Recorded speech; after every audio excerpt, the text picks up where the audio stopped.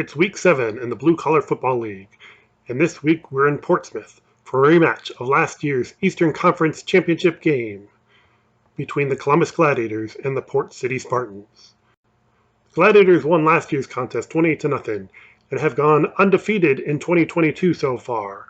With a win in this game, the Gladiators will clinch the Eastern Conference's Red Division Championship. Meanwhile, the Spartans are just trying to keep pace with the Cincinnati Dukes in the Eastern Conference's Blue Division.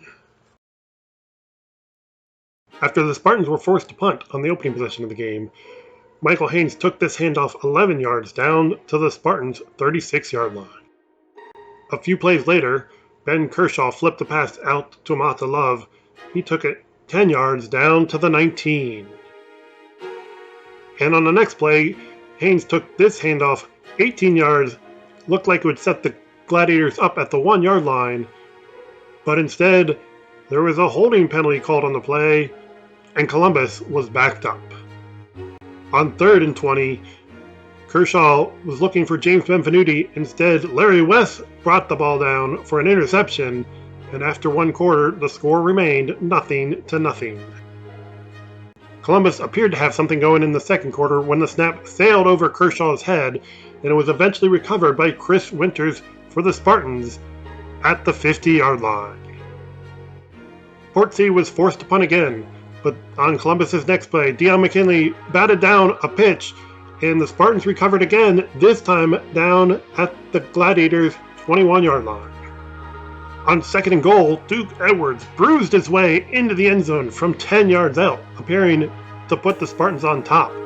But a holding penalty brought the play back and nullified the touchdown. On the next play, Noah Corbett tried to get the Spartans back in the end zone, but instead it was Stanley Dickerson who picked it off. He found the room and just enough blocking to go 100 yards for a touchdown. This is the Gladiators' 7th pick six of the season, and this one put them ahead 6-0, a lead they maintained at the end of the first half. Columbus got the ball to start the third quarter and faced an early 3rd and 4 when Kershaw found Lee Saunders for 9 yards. On the next play, Haynes burst through the left side of the Spartans defense, gaining 21 yards down to the 20-yard line. And on 3rd and goal, Kershaw capped off the 7-play drive, finding Mata Love in the back of the end zone for a touchdown that put Columbus ahead 12-0 after 3 quarters. Early in the 4th quarter, a punt by David Fuel was down at the 4-yard line. But even better for the Spartans, there was a roughing the kicker penalty on the play, and Port City got to keep possession. 2 plays later, Duke Edwards went deep and found Fred Crozier for this 38-yard touchdown, and the Gladiators' lead was cut in half as the Spartans now trailed just 12-6. Columbus countered with a 13-play drive down to the Spartans' 11, but when Kershaw went to the end zone, the ball was tipped and picked off by DeArtis Dudley, who brought the ball out to the 8-yard line. Port City was forced to punt, and when the Gladiators faced a 3rd and 17, James Fields took a pitch, burst down the right sideline, and gained 24 yards into Spartans territory.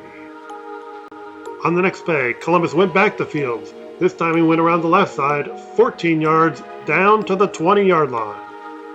But Columbus could advance no further, and on 4th down, Kershaw's pass fell incomplete, giving the ball back to the Spartans with under 2 minutes remaining. On 1st down, Duke Edwards was barely able to get a pass off, but a holding penalty on the play pushed the Spartans back 10 yards anyways.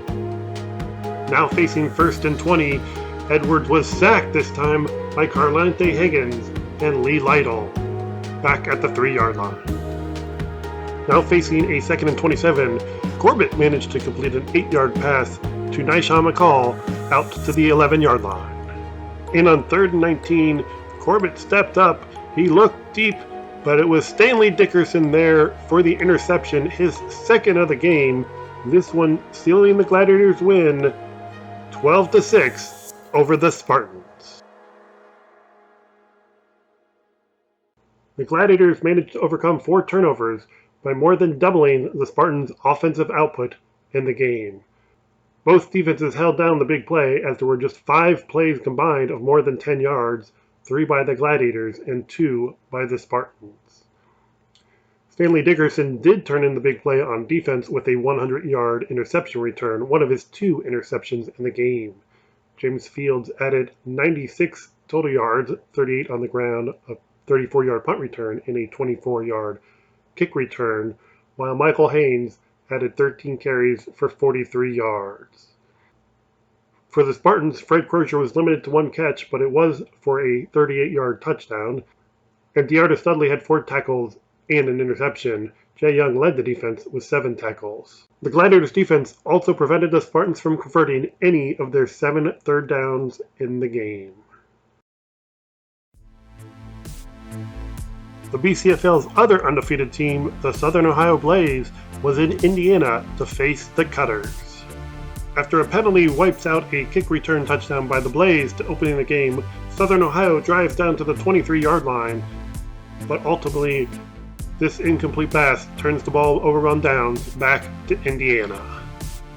The Cutters launch a 15-play drive down to the Blaze 6-yard line before Marquise Holt is stopped for a 6-yard loss on 2nd down. Indiana is forced to line up for about a 29-yard field goal, but instead Griffey has trouble handling the ball, makes a run for it, but is stopped short of the 1st down. Indiana quickly gets the ball back and gets the chance to try a 37-yard field goal, but the kick is wide right and the score remains 0-0 in the 2nd quarter. The Blaze managed to pick up 1 first down, but then Nick Land knocks the ball loose and Tay Wells is there to recover, setting the Cutters up in great field position once again. This time Dre Atkins is able to convert the 37-yard field goal that puts the Cutters ahead 3-0. On Southern Ohio's next play from scrimmage, Devontae Johnson breaks through the middle of the Cutters defense and then cuts left, picking up 23 yards down to the 40-yard line. But 2 plays later, it's Dante Hart who knocks the ball loose, and Daniel Rixey is there to eventually pick it up for the Cutters. Indiana's next drive is cut short, however, when Ricky Staley pulls off a one-handed interception, and at halftime, the Cutters' lead remains just 3-0. Indiana turned the ball over on downs on the opening drive of the 2nd half, and Southern Ohio drove down to the 16-yard line. But that's when Maurice Levet rolled out. He went for the end zone, but instead it was DJ Clayton there for the interception. On the next play, Griffey saw a hole up the middle. He went through the Blaze defense, but the ball came out at the end, and Southern Ohio recovered the fumble. Indiana embarked on a 17-play drive that reached the 1-yard line on this 8-yard run by Marquise Holt. But on the next play, the ball came loose, and the Blaze recovered at their own 2-yard line. Southern Ohio went on a 12-play drive that reached the Indiana 40-yard line, but that finally came an end on this incomplete pass on 4th down. The Cutters were trying to run a clock out on a 3rd and long, but instead they fumbled for the 3rd time in the game, and for the 3rd time the Blaze recovered, setting them up inside the 30-yard line. With less than a minute to go, Levet finally put the Blaze on the board with this 6-yard touchdown pass to put them ahead 7-3. A pair of penalties meant Southern Ohio had to kick off from the 15-yard line, and Marcus Dunbar's return set Indiana up at the 32. Indiana had time for just 2 more plays, and after the first one fell incomplete, Griffey was able to buy some time by rolling to his left, then fired into the end zone, and Luke Elgar was there for the touchdown that gave the Cutters a 9-7 win, ending the Blaze's undefeated hopes. Looking at all of Week 7 scores, as we saw in Ohio, the Gladiators knocked off the Spartans, winning 12-6. It was a good day for the Indiana teams, as the Tornadoes beat the Sin City Buccaneers 26-12, and as we saw, The Cutters won on a touchdown on the final play of the game, knocking off the previously unbeaten Blaze 9-7. Meanwhile, the Dukes picked up a forfeit win when the Mustangs were unable to make the trip, and the Kentucky Cardinals picked up their second straight win, this time a forfeit against the Huskies. The Warriors were off this week. What that means for the standings is this. The Gladiators are now the lone remaining undefeated team in the league, and having already swept the second-place Warriors, have clinched the Eastern Conference's Red Division title. The Mustangs, meanwhile, sit at 1-5 in that division. In the Blue Division, the Dukes did pick up a forfeit win, so they are now 6-1, and the Spartans sit in second place at 2-4. The races in the Western Conference are much tighter. In the Red Division, the Tornadoes and Cutters are both 3-3, with the Cardinals just a half game back at 3-4. And in the Blue Division, both the Blaze and Buccaneers lost, so the Blaze maintain their half-game lead over Sin City. Looking ahead to this weekend's schedule, the Tornadoes travel to face the Cutters in the first of two remaining matchups between those teams. Meanwhile, the Cardinals will be hosting the Spartans in another game that has key playoff implications. The Blaze go on the road. They will travel to face the Warriors. Meanwhile, the Gladiators are scheduled to play the Mustangs. The Dukes will pick up a win against the Huskies, and the Buccaneers are off this week. And finally, a look at the owners' poll, where there was quite a bit of movement this week.